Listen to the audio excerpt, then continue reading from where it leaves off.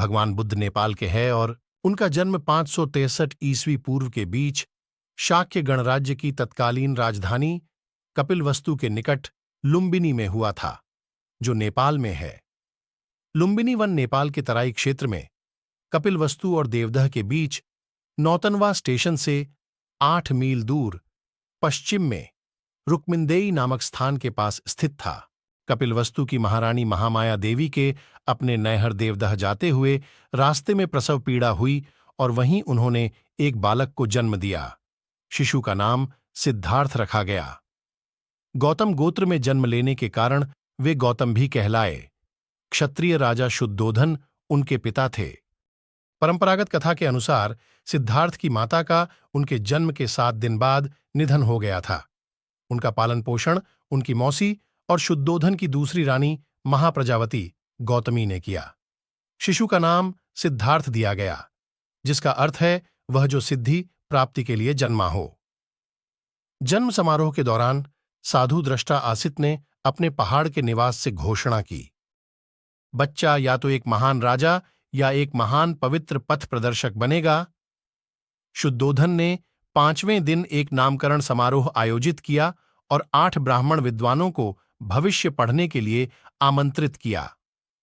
सभी ने एक सी दोहरी भविष्यवाणी की कि बच्चा या तो एक महान राजा या एक महान पवित्र आदमी बनेगा। दक्षिण मध्य नेपाल में स्थित लुम्बिनी में उस स्थल पर महाराज अशोक ने 3री शताब्दी ईसा पूर्व बुद्ध के जन्म की स्मृति में एक स्तंभ बनवाया था।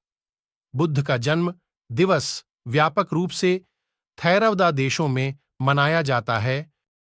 सिद्धार्थ का मन बचपन से ही करुणा और दया का स्रोत था।